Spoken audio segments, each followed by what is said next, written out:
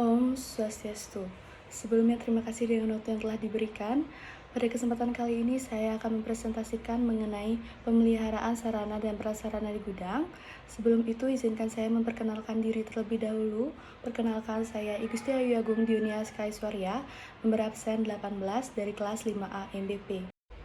Adapun topik yang akan saya bahas pertama yaitu pemeliharaan sarana dan prasarana di gudang, yang kedua yaitu macam-macam perawatan sarana dan prasarana di gudang, yang ketiga yaitu tujuan dan manfaat perawatan sarana dan prasarana di gudang, yang keempat yaitu manajemen perawatan sarana dan prasarana di gudang, yang kelima yaitu mengenai komputer maintenance management system. Baik, selanjutnya saya akan membahas mengenai topik pertama yaitu pemeliharaan sarana dan prasarana di gudang. Pemeliharaan sarana dan prasarana di gudang merupakan kegiatan perawatan dan pemeliharaan sarana dan prasarana gudang yang memerlukan perencanaan yang baik agar hasil yang didapat juga baik. Perencanaan kegiatan pemeliharaan dapat dibuat berdasarkan periode waktu tertentu baik dalam harian, mingguan, bulanan, maupun tahunan. Nah, dalam kegiatan perencanaan perawatan dan pemeliharaan ada beberapa hal yang perlu disiapkan, diantaranya adalah yang pertama yaitu informasi data aset sarana dan prasarana yang akan dilakukan tindakan perawatan dan pemeliharaan. Yang kedua yaitu buku manual dari peralatan tersebut. Yang ketiga yaitu hasil inspeksi dan saran yang ada.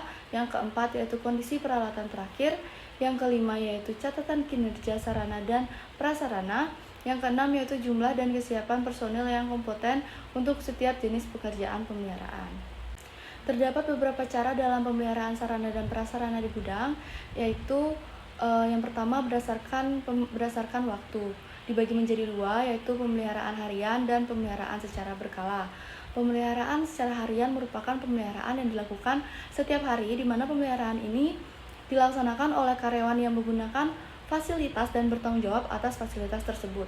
Contohnya seperti mengepel, menyapu lantai, membersihkan komputer dan alat elektronik lainnya dari debu, dan mengelap kaca. Yang kedua yaitu pemeliharaan berkala, merupakan pemeliharaan sarana dan prasarana yang dilakukan saat jangka waktu tertentu. Bisa saja seminggu sekali, sebulan sekali.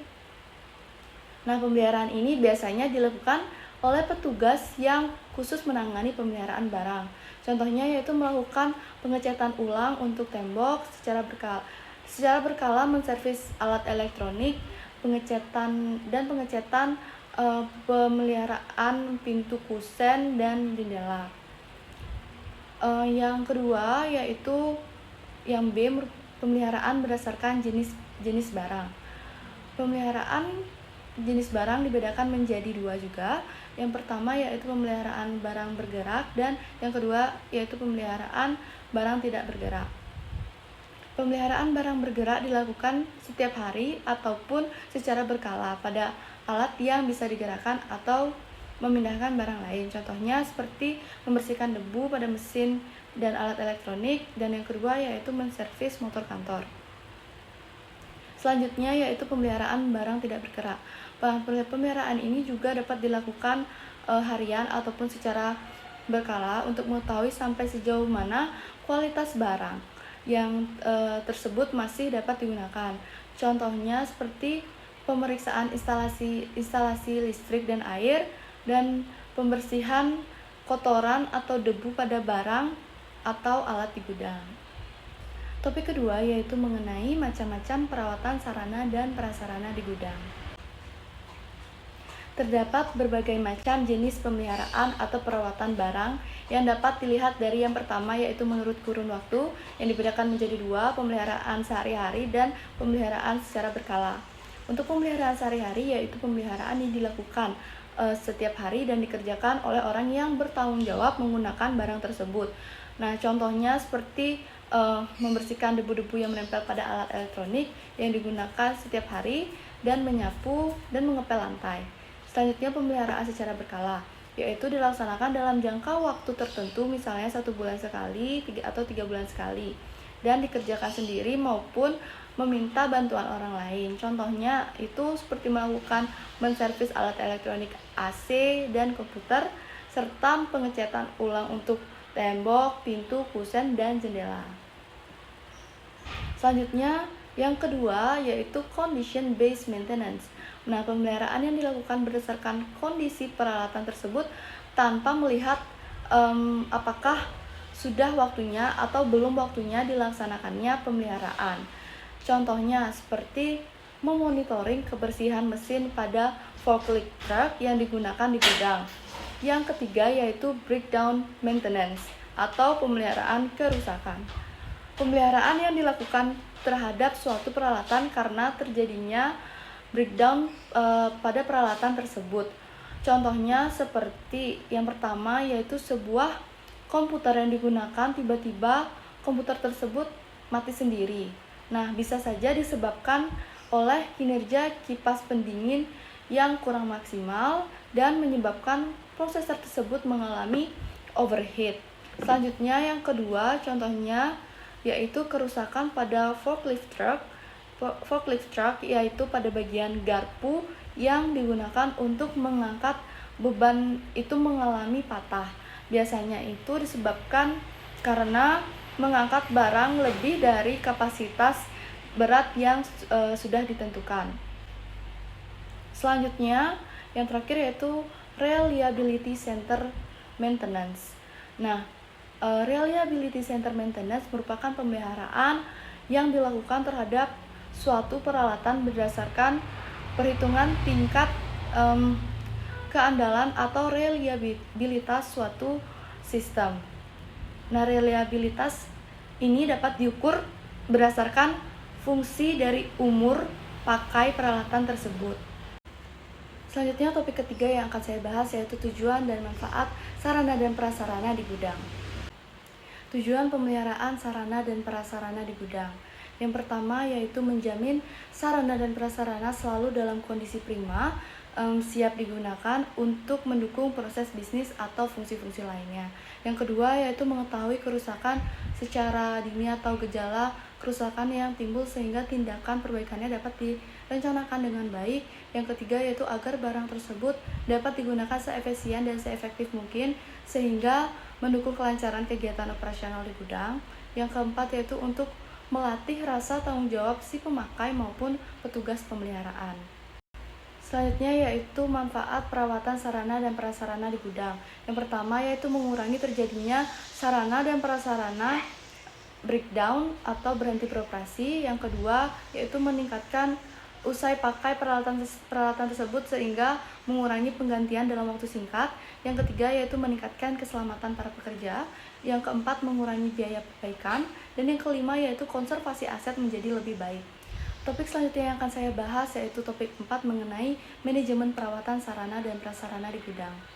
Manajemen perawatan sarana dan prasarana dalam sebuah gudang adalah hal yang penting dilakukan untuk menghasilkan proses perawatan yang terstruktur, efektif, dan efisien. Rincian manajemen perawatan sarana dan prasarana gudang yaitu yang pertama, perencanaan adalah sebuah proses menentukan tindakan apa saja yang akan dilakukan untuk melakukan perawatan serta pemeliharaan sarana dan prasarana gudang, di mana dalam perencanaan ini juga ditentukan target yang ingin dicapai dalam pemeliharaan gudang. Yang kedua yaitu pengorganisasian. Kegiatan mengatur sumber daya manusia sesuai kemampuannya sehingga kegiatan pemeliharaan dan perawatan sarana gudang dapat berjalan secara optimal. Yang ketiga yaitu actuating. Saat tujuan sudah dibuat dari pengorganisasian telah tercipta dan pengorganisasian telah tercipta, maka diperlukan sebuah pelaksanaan agar alur kerja dapat berjalan dengan baik sehingga tujuan tercapai. Dalam hal ini sangat diperlukan kolaborasi antar sumber daya manusia untuk mencapai operasional gudang yang baik.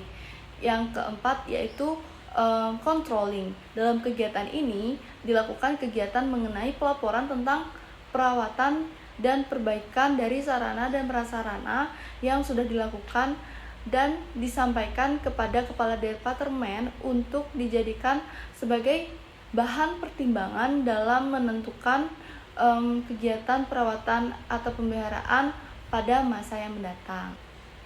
Baik, topik terakhir yang akan saya bahas mengenai Computer Maintenance Management System.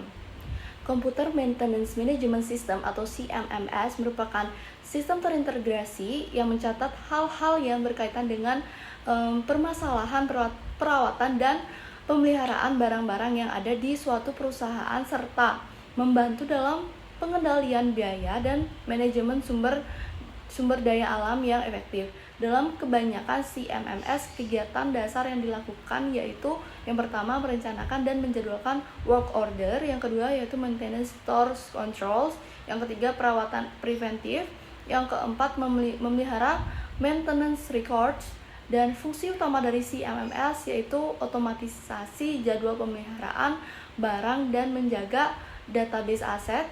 Dan keuntungan yang diperoleh perusahaan jika menggunakan CMMS yaitu yang pertama, memperbaiki perencanaan dan penjadwalan pemeliharaan peralatan sehingga dapat dilakukan dengan terstruktur dan terjadwal secara merata.